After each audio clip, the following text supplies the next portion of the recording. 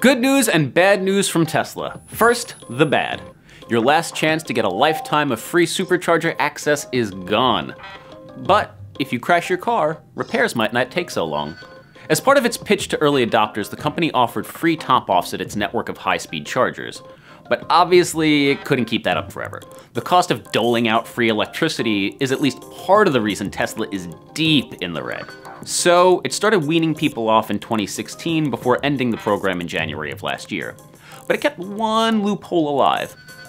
Anyone who purchased a Model S, Model X, or Model 3 Performance with a referral code from a Tesla owner could still get free unlimited supercharger access. Well, that's all over now. Starting today, owners will only have $100 in supercharger credit to dole out through referral codes. It's not much, but hey, free is free, right?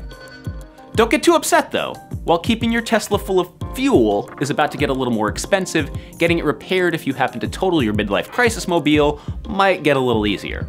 Bodywork and other collision repairs are farmed out to third parties, which usually have to order parts, like with most car manufacturers, and they might not be that familiar with the Tesla lineup.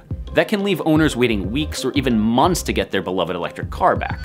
So Elon Musk has announced plans to move those repairs in-house. It will definitely take a while to get the infrastructure in place, but Tesla has already had some success making minor repairs itself. Depending on what needs to be fixed, some jobs can be done in as little as an hour. All of this is to say that Tesla's focus has shifted. Attracting new customers is still kind of a big deal, but keeping its existing ones happy has taken on greater importance, as has making more money. Now the company just has to figure out how to keep its factories from bursting into flames. Not only is it hard to build cars when you're constantly fighting fires, but it doesn't exactly instill a sense of confidence in your product. We'll see you tomorrow with more Engadget Today.